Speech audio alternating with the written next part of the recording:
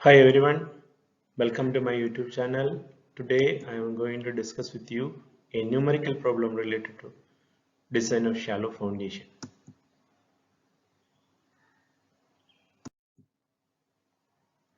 The given numerical, it is asked to design the planned dimension of a combined footing to support two adjacent columns at a center to center distance of 5 meter carrying loads of 1500 kilonewton and 3000 kilonewton. The smaller column size is equal to 400 millimeter by 400 millimeter and at a distance of 250 millimeter from the property line. The bigger column size is equal to 700 millimeter by 750 millimeter. The bigger column size is equal to 750 millimeter by 750 millimeter. Permissible soil pressure is given as 300 kilopascal. Let us see how this numerical can be solved.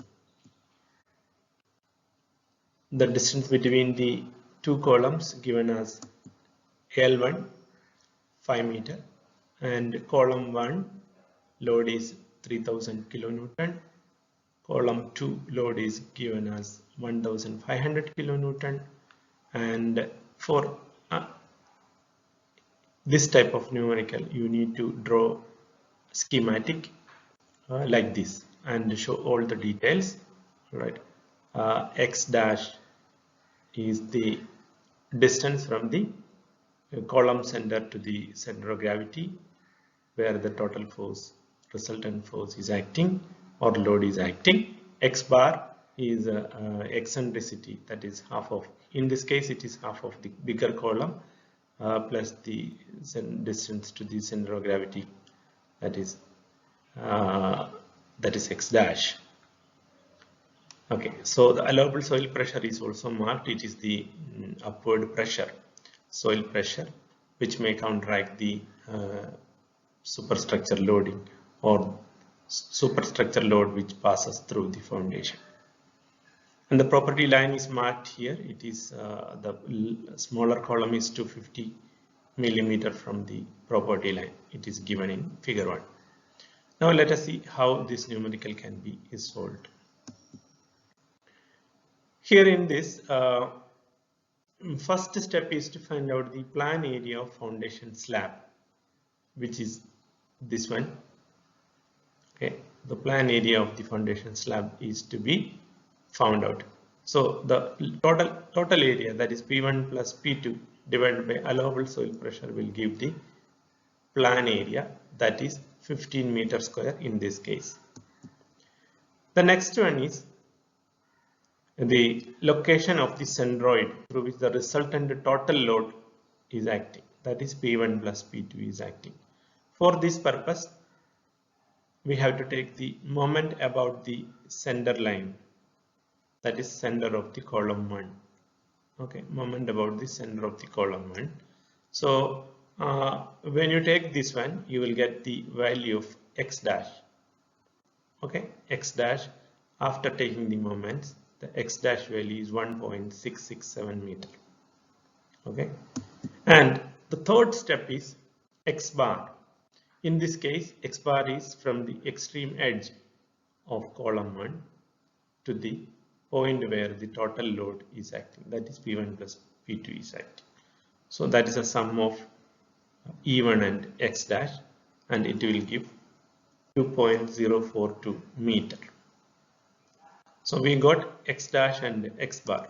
Now here in this case you have to check whether it is a rectangular footing or a trapezoidal footing. The check is this: if X bar is equal to L by 2, okay, if X bar is equal to L by 2, this is L. L is the total length of the slab, that is 5.825 meter, which can be easily calculated taking in account of the dimensions. Okay, so if X bar is equal to L by 2, then it is a rectangular footing. If X bar lies between L by 3 and L by 2, then go for a trapezoidal footing.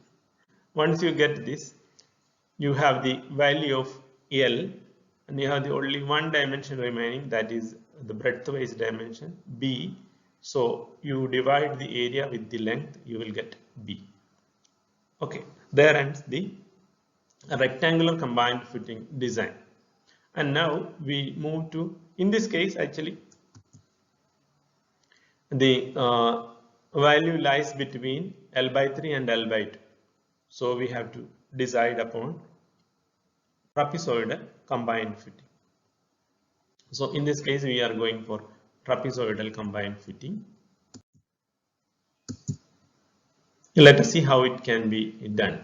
So in the plan view, this one is the trapezoidal combined footing. One side is denoted as small letter A and the other side is small letter B. Okay, here step number 4 is to find out the dimensions A and B. Okay. The expression for finding out this A and B can be derived from the expression for area of trapezoidal section. Okay, that is already we have done that. It is average of both sides into length will give the trapezoidal section's area. Here in this case, capital A already we have calculated in the previous slide. That is, we have already calculated, that is actually capital A is equal to P1 plus P2 by Q allowable. So which we can rearrange and write like this. And finally, after substitution, we can get the expression A plus B is equal to 5.15 meter.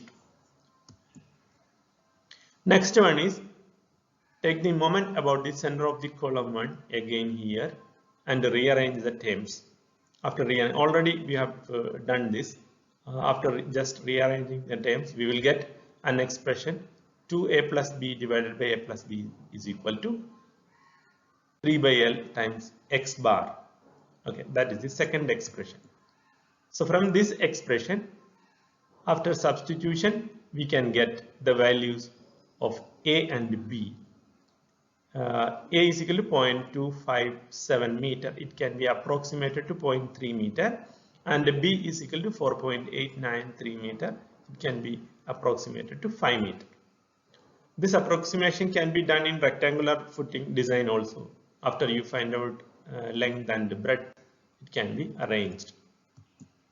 Here there is a check. Actually, the design is by this you can find out the dimensions of trapezoidal footing. So that is A is equal to 0.3 meter and B is equal to 5 meter.